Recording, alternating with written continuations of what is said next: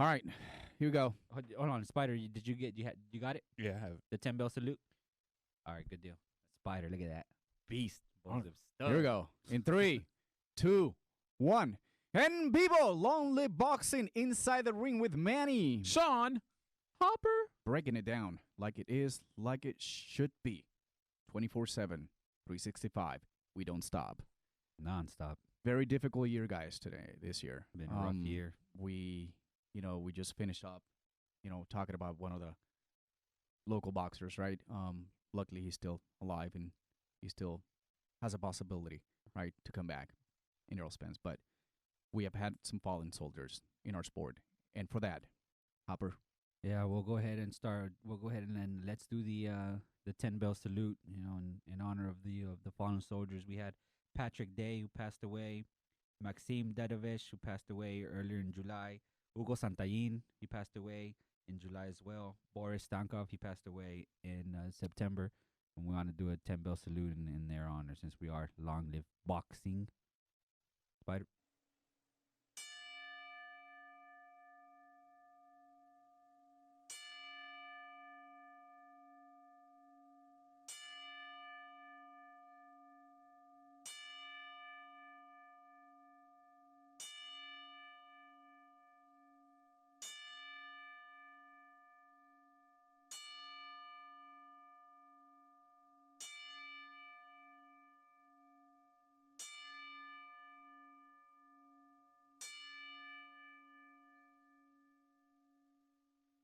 Rest in peace. Rest in peace. Rest in peace, fallen soldiers. And like I tell everybody, guys, you play basketball, you play softball, you play tennis, you don't play boxing. You absolutely don't. It's a difficult sport. It's extremely difficult. It sounds cliche, but these guys literally are putting their lives on the line each time they step into the ring. We've had not just guys that have passed away, guys that have been seriously hurt, like Adonis Stevenson. Right. He was put in a coma. It's been a rough year for the sport of boxing. Puerto Rican Pritchard. He got hit. Poland Pritchard. Yeah, he got hit a lot of times in the back of the head, and he came out, that fight, and he's never been the same. Shout out to him. He's so strong. Saw a video the other day, Mama. You've been so phenomenal with him. He's actually starting walking. So and shout out to Al Heyman for covering his medical costs. Yes, shout indeed. out to the whole PBC. PBC in the house. Very great classy, prospect. Very classy. From Puerto Rico, and sadly enough, but the good thing is he's still alive, and he's still got life. So he's very happy. Love you, Preacher. Been a rough year. Absolutely. That's why I take it so personal when fights and fighters are robbed of their opportunity, because they're literally putting their lives on the line. They sacrifice so much. A lot of people don't realize it because you just talk about the people that have made it and have the Ferraris, but you have the local guys, the guys that are working day shifts and working jobs. They're sometimes more than one job. Off. Right. And so they're still boxing because they love the sport and they're good at something and they want to perform. But when those opportunities are taken from them, it really hurts. And that's why when these situations come up, it just kind of, again, reminds you of just the devastating mortality of the whole thing. Everybody. Well, I'm glad that you say that, because a lot of our fans, when they approach, at least to me, they ask me, but you support sports that's so brutal. People can get killed, and you laugh about it, and you get excited about that. But this is the moment that we really care. It's a sport. You're a fan of a sport, right? But you can get hurt. A lot of people watch football. You can get seriously hurt in any sport. Football you guys, players. I've seen some of the most gruesome injuries in basketball. The Louisville college kid whose leg just snapped on live TV. Right. I've seen guys in the NFL. Oh wow, not near paralyzed.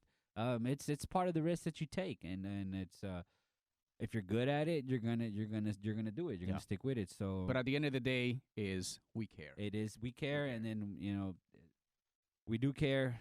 It's been rough, and we just have to continue and tread along and move on. And then one of the guy that actually hurt Adonis Stevenson, his name is Alexander Gvozdyk. He's the one that fought Adonis Stevenson. His last fight took his belt away from him.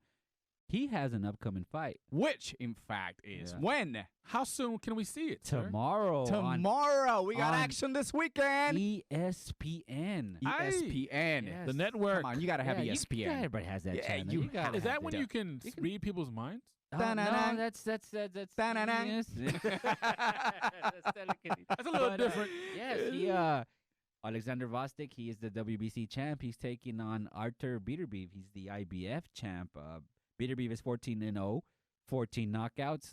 My math is correct. That's what, 100% knockout percentage? It's 100%. Oh, look at Hopper with a big math brain. Wow, the math genius. And for Math- those of you don't Math know this Olympic. division, this is a light heavyweight He division. can do your taxes, where baby. Sergey Kovalev, he's the reigning champ of the WBO. So we're talking about the light heavyweight And division. Then, and then you also have Bivol, Dimitri Bivol, waiting there in the He's rings. on the But, sideline. this fight tomorrow, guys, it's this is what we want as boxing fans, and we're kind of been spoiled lately a little bit because of all the unification fights that Exactly. we've been having. Right. We have one next week with Prograis and Taylor, and we'll be breaking all that down. So Absolutely. stay tuned. That But is, right stay now, tuned. we'll talk about this one, Gvozdyk and Danel, Alexander Gvozdyk and Beterbiev. These guys are good at their craft. They're both. Beterbiev is more of a brawler, but can still box. Gvozdyk is the straight, polished, technical boxer. I've actually heard you, Harbor, give a good comparison. You said that Beterbiev is like the Russian Porter. Sean Porter. Sean Yes, Porter. sir. He's like the bigger picture, bigger Sean Porter. That's Beterbiev. He's gonna throws come a lot at of- you. He throws a lot of punches. Doesn't gonna- back Brawler out. and brawler. Yep, Yeah, that's- and then, but the thing about it is that it makes him, it puts him at risk of getting caught, and he's been caught before. He's He been has. dropped. Callum Johnson dropped him in the second round with the mean left hook in an Yeah. exchange. Here comes Beterbiev, his usual style, But that's exchanging, That's and how then, he oh, gets into the got moment. clipped. You got me. I'm getting I'm up. getting just you like back, just yep. like Ruiz did to Anthony Joshua. You got me down right there. I'm gonna come back, and that's how you can see the nature of someone that is, it's got the boxing natural talent that you can get hit pretty hard and you can come back. Well, see, this is one of the things where, sometimes you get people, as, Hopper mentioned before, casual fans, your friends that want to get into fans. boxing. And I got to be Bring honest, it. I love to talk boxing to any and everybody, but I'll be very, very transparent and honest. Not every fight I know that they'll enjoy, because there'll be more technical, there'll Right. be more There's sweet some- science. I would never recommend a Rigondeaux fight. If It's no. boring. It's it's I mean, come on. from unless a purist standpoint, you enjoy the boxing technical side, but Not to a casual, no, Not to a no. casuals don't want to see that. No, And it's that's the it's a UFC. fight like are you inviting me to this sport and this is yeah, what it's you're like, getting? what I thought is we were this? friends. No What is disrespect to this? This fight Rigondeaux. sucks. No disrespect, but it is the entertainment It is business. exactly, and So- you have to be able to be at your game to be able to get prize. These fights. guys, and these guys. they will. Yes. This is where you really want to be, especially in this. in this big weights, division like- right now, because you got Kovalev and that other guy, Ginger dude, Canelo. They fight Ginger next month. dude. Cash cow. The cash cow. They fight So, next so month. now that you mention the cash cow again here, because we had a whole podcast on him, but We've got several. if he beats Kovalev, and I know we didn't talk about this, do you think he's got business to kind of clean up this light? I can't see heavyweight? it. Man, I can't see. I can't see it. He's a small middleweight to begin with. The fact that he's moving up, I think he'll probably vacate and come back down, because these guys, it's a different. They're divisions for a reason. Beterbiev and Gvozdyk don't punch the same as a Triple G, say, and neither does Kovalev for that. Right. So I don't think Canelo would want to experience that again back to back. So soon. especially Not Beterbiev. If he's like, Beterbiev is gonna come at him and just maul. But no, yes, and that's Beterbiev's style. He likes to come in. He likes to maul you. And then the thing about Beterbiev is that he wasn't a prospect that was brought along slowly. If you look at his fights, if you started with Trevor's Cloud, that was his sixth fight. Yeah. In his sixth fight, the guy was 24-2. And then after that, you look at the opponent's records, and it's just 15-0, 23-2, 26-1, 24-1, 17-0, 23-1. That's not being brought along slowly. That's No. being being aggressive. They want. He's a champion in his 14th fight. That's Yeah. That's impressive. And then even with Gvozdyk, and funny story is that these guys actually met in the amateurs. Beterbiev won that one, knocked him out in the second round. Really? Broke his nose. Yes, broke Gvozdyk's nose. Gvozdyk's come out and said that that was one of his first fights in the amateurs, and Beterbiev was already pretty 10 years deep with the Russian team. Yeah. So, and they're all familiar with each other. That's the cool thing about it. Beterbiev, Gvozdyk, Bivol, and even Kovalev, they're all familiar with each other. And out of all Absolutely. of them, they always said Bivol was the best out of the bunch. Which is surprising. Which is surprising, yeah. And then we'll get a clear definition of the light heavyweight division after tomorrow. We'll see once. Well, I think more after Canelo and And Kovalev that one fight too. because that's what's going to determine to see if either Kovalev's got a win-win situation. He'll lose, he'll still be great. He's just going to go back and fight the winner of tomorrow's fight. But Canelo definitely ain't going to stay. So I think we'll have a clear idea what's going to happen. Maybe after the winner of tomorrow, maybe this is a chance to go Unify with. Bivol. Bivol, yeah, he's right there ready. He's ready. That's.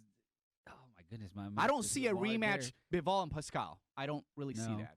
And who knows? Maybe these guys will rematch depending on what happens tomorrow. And if it's a great fight or Is that what you're predicting, sir? Will it be a great fight? it's gonna be a great fight. Oh yes, these guys are definitely good at their craft. And the thing about it is that Gvozdyk, he'll be in there prepared. He has Teddy Atlas as his trainer.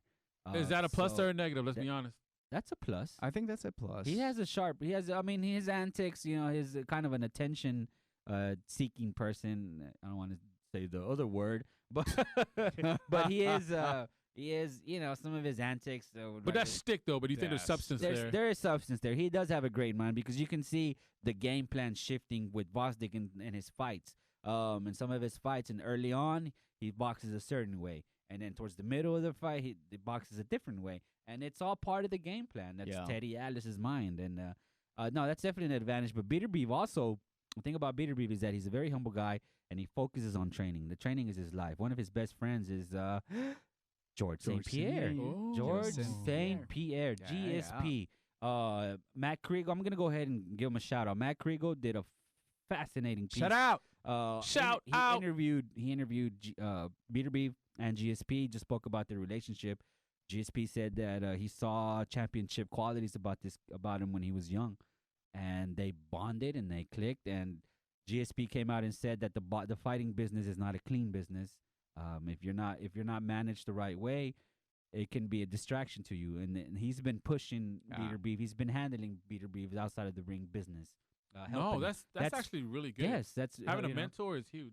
mentor, Oh, and somebody absolutely. that can handle the boxing business where all you got to do is Absolutely. focus on. Well, do you think on training? Do you think that's because it's more of the Russian boxing mentality different from the U.S.? Because this division is dominated by the Russians, very, and I can't wait to see maybe all three of them possibly maybe go at it and see who's the best. I like that you brought that up. That's a great question because it seems like the mindset for the European fighters on the other side of the world is more about belts, unifying legacy.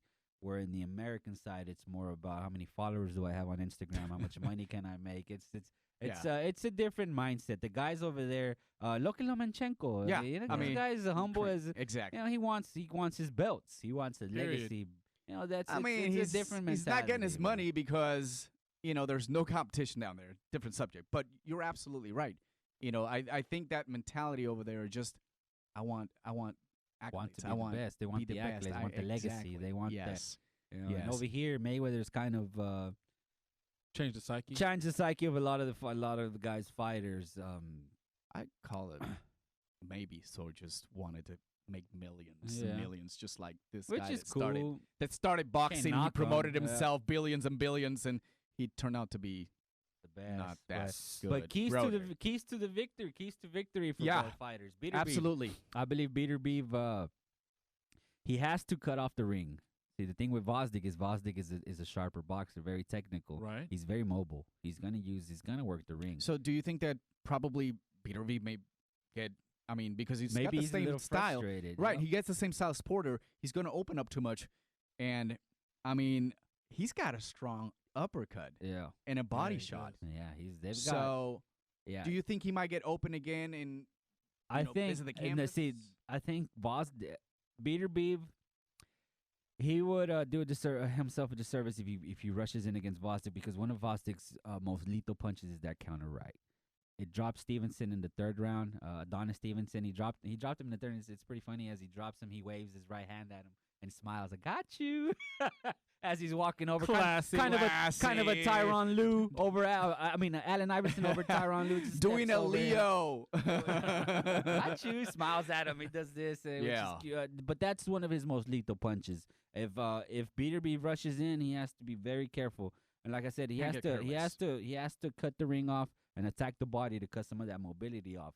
And for Gvozdyk, do not exchange with Beterbiev, man. Try your best because Beterbiev Have to use that jab. yeah, stay outside a bit as much as you can. And Well, do you think you have the discipline to do that though? I think you will. No, Gvozdyk is he's very technical. He's a lot sharper, and he seems to click with Teddy Atlas. And then and that's another thing. I guess the mindset of the European fighters is they're very coachable.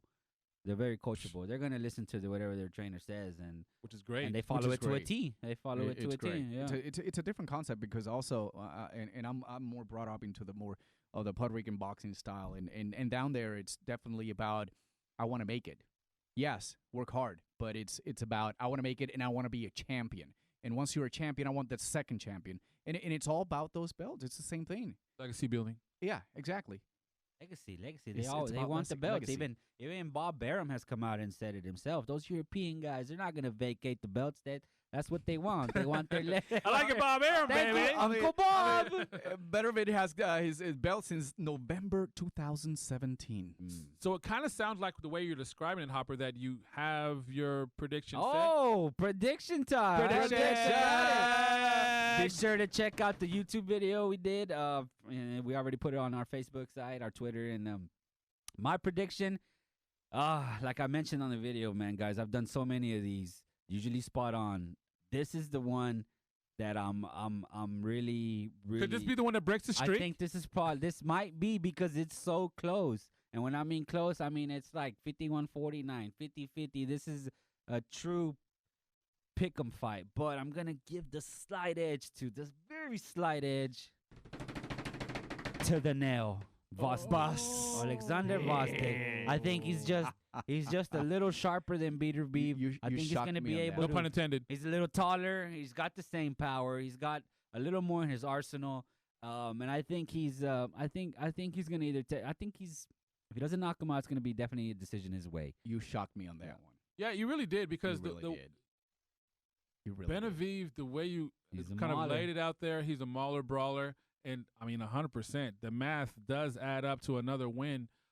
There is potential where I think that he could be effective, right? I mean, because we're saying, Definitely. I mean, if you said One it. of Texas, one of those punches. 100%. 100%. 100%. And here's another thing too. Oh, I 14 mean- and 14. I'll go ahead and say for me, Beterbiev. What is your prediction, Sean? All right, my prediction is Prediction time. the streak goes to 15, baby. So this is what I'm predicting. I'm thinking that he's going to be able to dictate the pace. I think he's going to be able to impact the tone of the fight, and I think his power is going to be more than his opponent can handle. And I'm expecting a stoppage in 7. Oh. So I think he's gonna. I'm gonna go even a step further, like baby. it. Since the I tapes like are it. running, I he's gonna. like it. It's gonna be back and forth action, like to the point where similar to different fighters. But as far as Right. when we were watching Hooker Ramirez, you talk about back and forth. Like Yeah. it was on your edge of your seat, and then boom, it was over. And it was over. Right. So this is what I'm kind of predicting there. I'm thinking that he's gonna get him on the ropes. He's gonna land one of them overhand rights, and sweet. Good night. See ya. Buenas noches. Thank you for coming. Come again. Wow. It can only end with a KO. All right. So if I'm wrong, I mean, hey, I'll own it. But I feel good about Beterbiev. And if you haven't already, watch his highlights. Yes. Please. Yeah. So, mi predicción Your prediction, Ooh. Manny. What do you think? para esta pelea de mañana por ESPN en vivo. EnVivo. So I've been a real good fans of, talented, boxers, sometimes, from the same place. And to be honest, I want to see a showdown in the Russians in this division. So I am going to take Beterbiev. And I am Really? going to say, as I'm Beterbiev. averaging all his knockouts, Oh. I think Need a calculator? I think I'm going to say he's probably going to do the 10th round. 10th round knockdown. Beterbiev. 14, 15, 15 knockout to possibly see a showdown. Because one thing that hasn't mentioned, and I know that shout out to Hopper, I know he mentioned in his video. Hey, you haven't seen it, guys. It's fantastic. Go see it. If you don't know about the boxers, great job breaking it down, buddy. Always. Appreciate it. One thing that we haven't mentioned, I think, is not just the corner, not just the pedigree, but I think as far as pacing, not as far as who's dictating the pacing, but how fast they come out. Yeah. All right. I think Beterbiev, his motor is, he's going to be ready to rock and roll. Way higher. Yep. That's another reason why I'm kind of leaning towards him, because I think once he dictates the pace quicker and he starts off, I think it's going to be too hard for his opponent to overcome. I just think also that for me, for as a fan, maybe I'm wrong. Maybe he'll, Gvozdyk probably beats him, and we'll be like, wow, we want to see him now. Unify, Kovalev, whatever. But exactly. But I want to see Beterbiev against Bivol, and then I want to see after that one, Kovalev come back and just take it all. Well, see, here's the thing for me is because I Russian action. I really think, and I would love that. It's really a win-win. It's not like we're saying, well, the other guy, because we mentioned before, Hopper said, like a Rigondeaux, like a boring style. Both of these guys are ready to rock and roll. Yeah, they're going to come in. Yep. Yeah, they're going to come in. But that's what I'm thinking, because of the pacing, because of the speed in which Beterbiev comes out. I think that those attributes, and then one thing that really stood out to me is the fact that they kind of looked at him as being the best of all of them. I know it was years past, but that says a lot too. A lot of times we get kind of labeled or identified as a certain style, a mauler, brawler, that you don't think that they have any skill. It's just like they overwhelm people. No, but he's a boxer. No, he's a boxer, right? Yeah. There's definitely skill there, because you can see like he'll make adjustments. He'll mix it up every now and then. But he knows his strength. Oh, yeah. Yeah, he's mean. Right? He's an mean. angry I mean, he's like angry. I'm telling you. In the ring. In the ring. Russian. Wait until this. I can't just wait for the ding, ding, and just see this guy just nice. Get unleashed. So you said, what's your, decision? Gvozdyk decision. No, split decision? Will it be a knockdown? It'll be a unanimous decision? I believe there'll be a knockdown. I think Gvozdyk will probably get him with that counter right. And then maybe Beterbiev returns the favor with one of his. Why not? I just hope that Beterbiev doesn't stay open as he's throwing his hooks, because I think he can get open and he can get really in trouble. I think once Gvozdyk settles in, we can probably see the figures him out a fist little pump. bit. Yeah, see the fist pump. Well, I got you. I'm kind of curious, because I love your insight on fights and kind of how you look at them. What was it that leaned you that direction? Because I mean, you seem like when you make your decisions, they're very analytical and well thought out, because you look at different attributes and different factors. So what was it that made you lean that way? Because Beterbiev is damn impressive on paper. He's impressive. I think Gvozdyk's just a little bit sharper. He's like I said, I've always thought Gvozdyk was the more technical of the two, and he's the taller one. Do you factor in corner at all? Yes, definitely. I factor in the corner. He's taller. He has the longer reach. And once he starts getting him in his rhythm towards those mid rounds, I can see Gvozdyk outboxing him a little bit, just staying outside, not letting him come in. And if he does come in, he'll land the counter right. I can see Gvozdyk starting to pick him apart a little bit towards the end. As like I said, Beterbiev, he's a mauler, brawls in, rushes in, and that sort of style, it doesn't fare well with sharp boxers, and that's what Gvozdyk is. Right. Yeah, he's definitely a sharp And I mean, boxer. You get a great argument. We talked about the Mexican boxing style, the Filipino boxing style, the Russian, the European, but I mean Ukrainians. Yeah, they have their own style, and that's where I was coming from. Usyk, jumping up. These guys have to that heavyweight. Their golden age against over there Witherspoon. Right, they really have it figured out as far as like their amateur program, and that's another thing too. When a lot of times people question as far as guys getting pushed up and promoted too quickly, like how's this 32-year-old guy? He has 8 fights and now he's fighting for a belt. No, then you see him fight. Then you see him fight, and then you look at their amateur record. How many amateurs did he fight? 300 amateur fights. Whoa! Is that Lomachenko? Yeah, that's these guys. My second pro fight, I'm a champion. Yeah, they do it. With a loss. With a loss, exactly. And they live it. And that's what I love about these two. They're fully dedicated to the sport, especially Beterbiev. Can't wait to see it tomorrow. I can't wait. It's going to be great. It's going to be great. I want for a Friday night. Right. What better way to do it, right? What better way to bring in the weekend with a great fight? For all your fight fans, get locked and loaded I believe that it's going to be an outstanding match. It's going to be really compelling boxing. I'm going to go ahead and say it's going to be a war. Like, even though I said the way it's going to end, it's going to have people on the edge of their seat. If you're casual, if you like casual Friday, if you like casual sex, if you like casual boxing fans, calling you out, baby. This is your match. come and watch This is your bout. But remember, if you drink, don't freaking drive. Don't drink and drive. Uber. Please. Uber. Damn it. Call Manny. Indeed. All right. Let's close it out, baby. Woo! Fuera. Another podcast going on. Nunca muere el boxeo. Number 10. Número 10 podcast. Thank you guys for your support. Like Hopper says, share, love us, like it, whatever you do, but just Feel do it, something believe with it, Feel retrieve it. Thank you for your support. God bless.